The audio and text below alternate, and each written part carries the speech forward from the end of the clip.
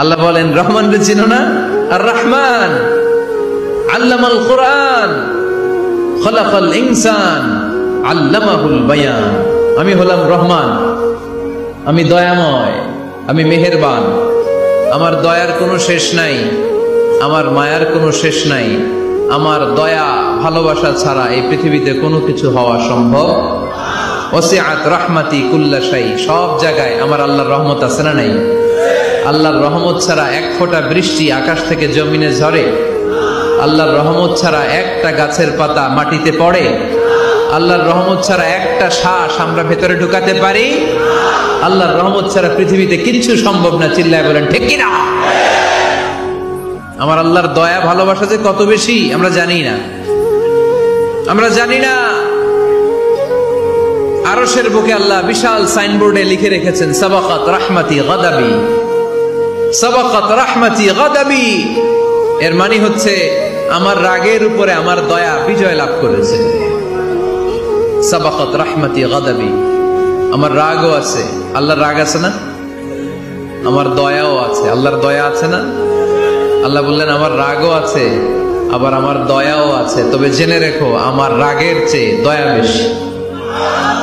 আল্লাহর কোনটা বেশি?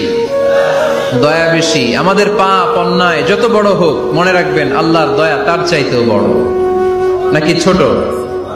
আপনি যত বড় পাপ করেন না কেন, আমাদের জন্য আল্লাহর পক্ষ থেকে দয়া আছে না নাই?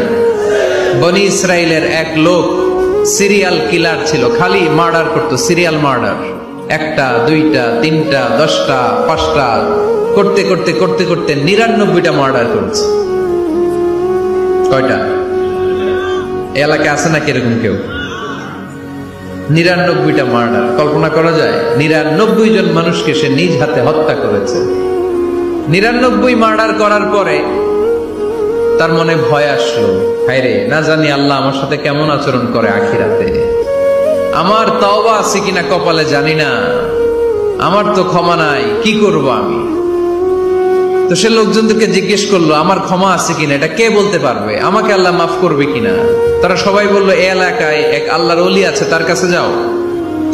সে আল্লাহর ওলির কাছে যেয়ে বলে, ও আল্লাহর ওলি, আমি 99টা হত্যা করেছি, 99টা মার্ডার, আমার কপালে ক্ষমা আছে কিনা তুমি একটু বলো। আল্লাহর ওলি কই, কি বললা? 99টা মার্ডার?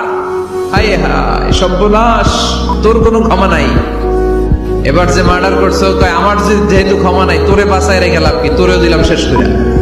এবার সেঞ্চুরি করে ফেলাইছে। কথা বুঝতেছেন? আমার যেহেতু ক্ষমা নাই, তো তোরে বাঁচায় রেখে কি লাভ, তোরেও শেষ করে দিলাম। এবার সেঞ্চুরি। সেঞ্চুরি করার পরেও ভয় আসে না নাই অন্তরে? অন্তরে তো আল্লাহর ভয়। কই যাবে?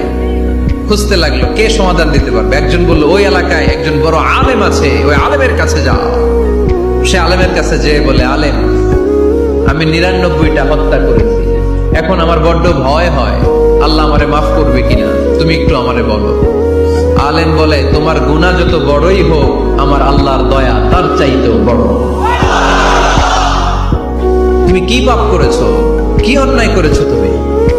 তুমি জানো না আমার রব কত মেহেরবান, তিনি কত দয়ালু, তিনি ভালোবাসার আধার, তিনি করুণার আধার।